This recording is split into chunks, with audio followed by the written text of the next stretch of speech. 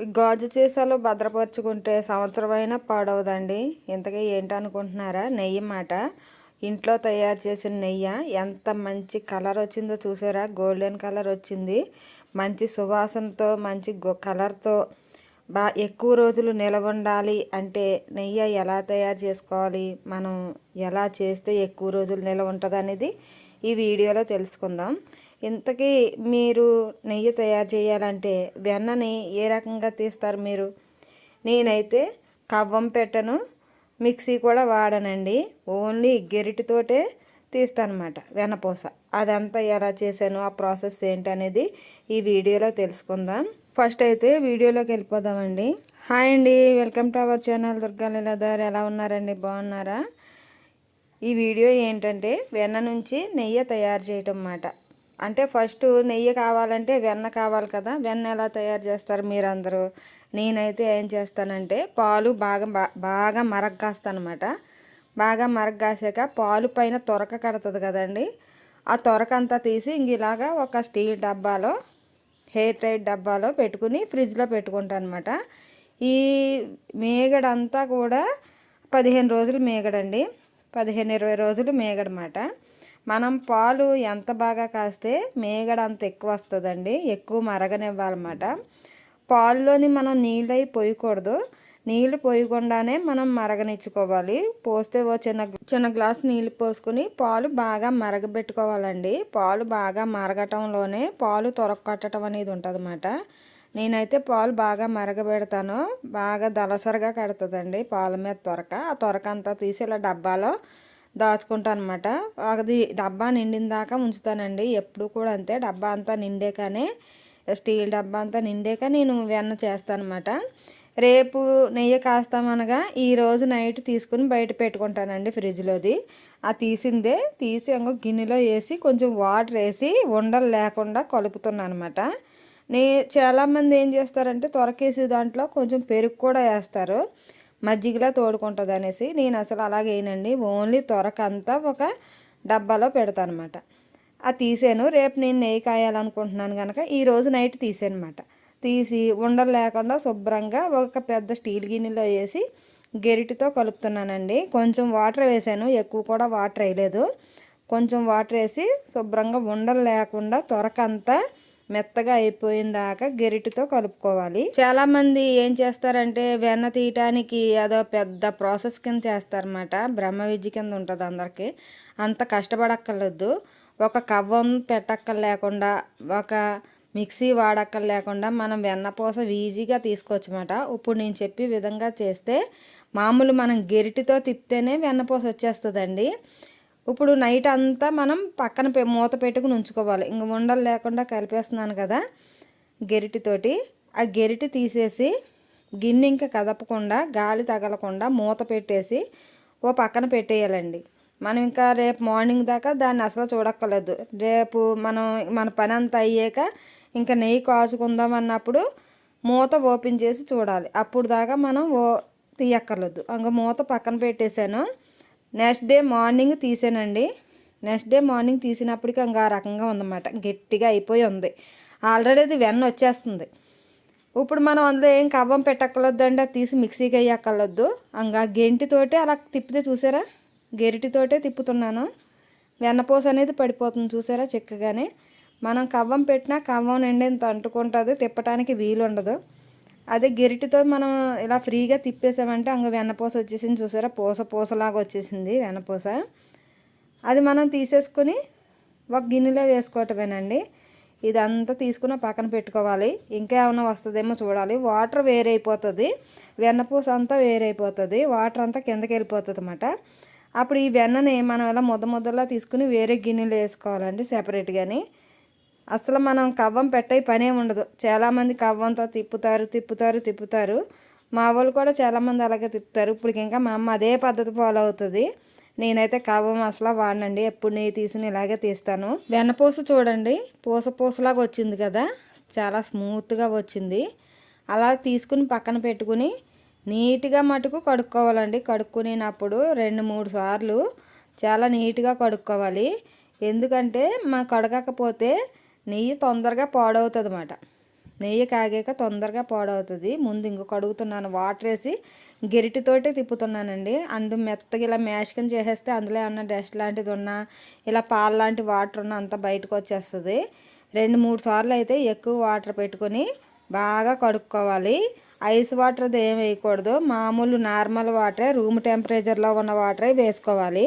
2-3 సార్లు కడిగేశాక ఆ వెన్న అంతా పక్కకి వంచామంటే అందులో ఉన్న వాటర్ అంతా సైడ్కి వచ్చేస్తుందండి. ఆ సైడ్కి వచ్చిన నీరంతా తీసేసుకోవాలన్నమాట. వెన్న అంతా అలా పక్కకి పొడి పొడిలాడుతూ వచ్చేస్తుంది. ఆ వాటర్ సైడ్కి వచ్చాక మొత్తం నీరంతా వంచేసుకోవాలి. నీరు అసలు ఉండకూడదు వెన్న కాసే టైంకి. మొత్తం తీసేసాను. ఇంకా పొయ్యి మీద పెట్టేసుకోవటమేనండి. ఇంకా స్టవ్ ఆన్ చేసి అదే గిన్నెతో పొయ్యి మీద పెట్టేసాను అనమాట. హై ఫ్లేమ్లో ఉంచుకోవచ్చు. అది పొంగుతున్నప్పటికీ మెల్లిగా మీడియంలో పెట్టుకోవాలి. బాగా మరిగించుకోవాలండి. ఇప్పుడే ఉంది అసలు ప్రాసెస్ అంతా. చాలామంది ఏం చేస్తారంటే సిమ్లో పెట్టేసి మెల్లిగా కాగుద్దులే అని ఊరుకుంటారు. అలా కాదు, హై ఫ్లేమ్లో పెట్టుకుని ఎక్కువసేపు మరిగించుకోవాలన్నమాట. మనం దగ్గరే ఉండాలి కొంచెం సేపు. ఫస్ట్ అలా తెల్లగా నురగలాగా వస్తుందండి. ఆ నురగంతా పోవాలన్నమాట. ఆ తెల్ల నురగంతా పోయి బ్రౌన్ కలర్లోకి రావాలి నెయ్యి అనేది. అది ఫస్ట్ గుండా మనకి ఇది మరుగుతున్నప్పుడు పాల వాసనే వస్తుంది. తర్వాత నెయ్యి అవుతుందనగా నెయ్యి వాసన కమ్మగా వస్తుందండి. చాలా కమ్మగా వస్తుంది, మంచి స్మెల్ వస్తుంది. కలర్ కూడా గోల్డెన్ కలర్ రావాలి. గోల్డ్ కలర్ వస్తేనే ఎక్కువ నిలవ ఉంటుంది అన్నమాట. చాలామంది ఏం చేస్తారు, తెల్లగా ఉన్నప్పుడే దింపేస్తారు. తెల్లగా ఉన్నప్పుడు అసలు దింపకూడదు, గోల్డ్ కలర్ వచ్చేయాలి. మాడిపోయిందంటారు. మాడదండి, నెయ్యి అనేది మాడదు. ఇప్పుడు నెయ్యి దగ్గర పడుతుందన్నమాట. ఇంకా తెల్లగా వస్తుంది చూసారా, తెలుపులోంచి కొంచెం ఆయిల్ టైప్లో కనిపిస్తుంది మనకి. అది నెయ్యి పడుతుంది, ఇప్పుడే పడుతుంది. అలా కలుపుతూ ఉండాలి. కలుపుతూ ఉంటే అడుగును మాడకుండా ఉంటుంది అన్నమాట. తెల్లగా వచ్చి ఆ నురగంతా తగ్గిపోవాలండి. నురగంతా తగ్గిపోయాక గోల్డ్ కలర్ వచ్చి చల్లబడిపోతుంది అన్నమాట. పొంగుతూ ఉంటుంది. ఆ పొంగుతూ ఉన్నప్పుడు మనం నురగని పక్కకు తీసి చూసుకుంటే గోల్డెన్ కలర్ వస్తుంది. మంచి కలర్ వస్తుంది, మంచి ఫ్లేవర్, మంచి స్మెల్లే తెలిసిపోతుంది మనకి. ఆ వాసన స్మెల్కే మనకి నెయ్యి అయిపోయిందని తెలిసిపోతుందండి. తెలియని వాళ్ళ కోసం అయితే ఆ కలర్ చూసుకోవాలన్నమాట. కొంచెం ఈ వైట్ నురగంతా తగ్గిపోవాలి. ఇంకా దగ్గర పడుతుందన్నమాట. ఇంకా ఇందులో నేను ఇది వరకు కొంచెం కరివేపాకు వేసేదాన్ని అండి నెయ్యి నిల్వ ఉండటం కోసం. ఇప్పుడు కరివేపాకు వేయకుండా నేను ఇందులో తమలపాకులు వేస్తున్నాను. 2 తమలపాకులు కడిగేసుకుని పక్కన పెట్టుకున్నాను. ఇంకా నెయ్యి అవుతుందనగా నేను వేసుకుంటున్నానండి. చాలామంది నెయ్యి అయిపోయాక లాస్ట్లో వేస్తారు, అలా వేయకూడదు.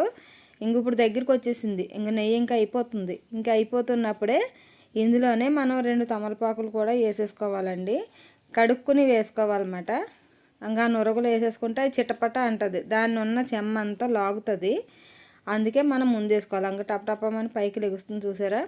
ఇంకా నెయ్యి అయిపోయినట్టేనండి. అలా నూరగా బుసబుసామని పైకి వచ్చిందంటే నెయ్యి అయిపోయినట్టే, గోల్డెన్ కలర్ వచ్చేసినట్టే. పైకి నూరగ గురించి లోన కనిపించట్లేదు. స్టవ్ ఆఫ్ చేసాక కొంచెం చల్లారాక చూస్తే మనం గెంటితో పక్కకు అలాగంటే కలర్ చూసారా బాగా వచ్చింది కదా.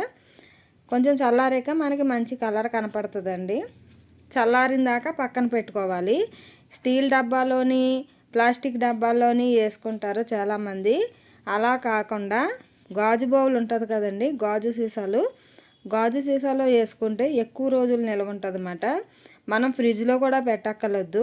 ఈ రోజుల్లో చాలామంది ఫ్రిడ్జ్లో ప్రతి ఐటెంని ఫ్రిడ్జ్లోనే పెడుతున్నారు, నెయ్యిని కూడా పెడుతున్నారు. నేనైతే ఎప్పుడూ కూడా నెయ్యిని ఫ్రిడ్జ్లో పెట్టలేదండి, బయటే ఉంచుతాను. సంవత్సరాలు నిల్వ ఉంటుంది. మనం కాసుకునే విధానం బట్టే అది నిల్వ ఉండటం అనేది జరుగుతుంది. ఇలా మంచిగా కాసుకుంటే ఎన్నాళ్ళైనా నిల్వ ఉంటుందండి. స్మెల్ కూడా పోదు. ఎప్పుడు మనం పొయ్యి మీద పెట్టి కాసుకున్నా చాలా కమ్మటి వాసన వస్తుంది అన్నమాట. ఇంకా స్టవ్ అయితే ఆఫ్ చేసేసాను. స్టవ్ ఆఫ్ చేసేసాక కూడా అలా నురగ కింద వస్తుంది చూసారు, గోల్డెన్ కలరు. ఆ కలర్ వచ్చేసేయాలన్నమాట. ఎవరైనా సరే ఈ టిప్స్ ఫాలో అయ్యి ఇలా చేసుకోండి. నెయ్యి కాసుకోవటం మీకే తెలుస్తుంది. మెయిన్ ఏంటంటే ఎక్కువగా ఊరుల్లో వాళ్ళు ఇలాగే కాస్తారు. ఇప్పుడు మన సిటీలో వాళ్ళకి ఏమీ తెలియట్లేదు అన్నమాట. మామూలుగా టీవీల్లో అది చూసి నెయ్యి అనేది తెల్లగా ఉండాలని తెల్లగానే దింపేస్తున్నారు. అందుకే ఎక్కువగా పాడైపోతూ ఉంటుంది అన్నమాట. ఎక్కువ రోజులు నిలవండి ఫ్రెష్గా ఉండాలంటే ఇలాగే చేసుకోవాలి. స్టవ్ కట్టేసాక కూడా ఇంకా మరుగుతున్నట్టు ఉందో చూసారా వేడి. ఆ వేడి అంతా చల్లగా అయిపోవాలండి. అంగ మొత్తం చల్లగా అయిపోయింది. చల్లగా అయిపోయాక చూపిస్తున్నాను. వేస్ట్ అంతా మడ్డు లాంటిది అంతా అడుక్కి దిగిపోతుందండి. వేస్ట్ అడుక్కి దిగిపోయాక మనం వడగొట్టుకోవాలన్నమాట. ఒక గాజు చేసేలా కేసుకు వడగొట్టుకోవాలి. చూడండి ఎంత బాగా వచ్చిందో. అడుగును కూడా మాడలేదు. దాన్ని ఇది వరకు మా అమ్మమ్మ నెయ్యి వడగొట్టాక లాస్ట్ని అలాగ వస్తుంది కదండి, దాంట్లో కొంచెం షుగర్ వేసి కలిపి పెట్టిదన్నమాట. చాలా కమ్మగా ఉండేది. ఈ రోజుల్లో అయితే ఎవరో అలా తింటలేదు కదండి. అప్పుడు ఏంటంటే ఏ రోజు వెన్నపూస ఆ రోజు తీసేవారు, ఇలా నిలవ పెట్టి తీసేవారు కాదన్నమాట. ఇప్పుడు నేను నిలవ పెట్టి తీసిన గురించి నేను చేయట్లేదు. అది గాజు చేసా చూపిస్తున్నాను చూడండి. అది ఆరబెట్టుకున్నాను, ఎండలో పెట్టుకుని ఆరబెట్టుకున్నాను. నెయ్యి వడగట్టి చిక్కం మట్టిది. దాంట్లోకి మెల్లిగా జాగ్రత్త వడగట్టుకోవాలండి. మెల్లిగా వేసుకోవాలి, కిందది వలక్కుండా జాగ్రత్త వేసుకోవాలి. డస్ట్ అది కూడా పైనే ఉండిపోతుంది అన్నమాట. చెత్త అది కిందకి దిక్కకుండా ఉంటుంది, ఫ్రెష్గా ఉంటుంది నెయ్యి. బాగా చల్లారిపోనివ్వాలి. చల్లారాకనే వడగొట్టుకోవాలి. వేడి వేడిది ఒకవేళ వడగొట్టేసి మూత పెట్టేసామంటే పాడైపోతుంది. చల్లగా అయినాకైతే ఎన్నాళ్ళైనా నిల్వ ఉంటుందండి. ఇదేనండి నెయ్యి కాసే విధానం. కవ్వం వాడలేదు, మిక్సీ వాడలేదు, ఓన్లో గెరిటితో తీసానండి వెన్నపూస. వీడియో నచ్చితే మటుకు లైక్ చేయటం మర్చిపోవద్దు. వీడియో కింద హైప్ అనే ఆప్షన్ వస్తుంది, హైప్ చేసి పాయింట్స్ ఇవ్వచ్చు. ఈ వీడియో తొందరగా ఇంకో నలుగురికి రీచ్ అవుతుంది అన్నమాట, మీరు అలా హైప్ చేస్తేనే. వీడియో నచ్చితే మటుకు కంపల్సరీగా లైక్ చేయండి. మీ ఫ్యామిలీ ఫ్రెండ్స్ అందరికీ షేర్ చేయండి. ఇలాంటి వీడియోలు ఏమన్నా కావాలితే నాకు కామెంట్ చేయండి. మళ్ళీ ఓ సరికొత్త వీడియోతో మీ ముందుకు వస్తానన్నమాట. నా ఛానల్ని ఎవరన్నా కొత్తగా చూస్తుంటే ప్లీజ్ సబ్స్క్రైబ్ మై ఛానల్. ఓకేనండి, బాయ్.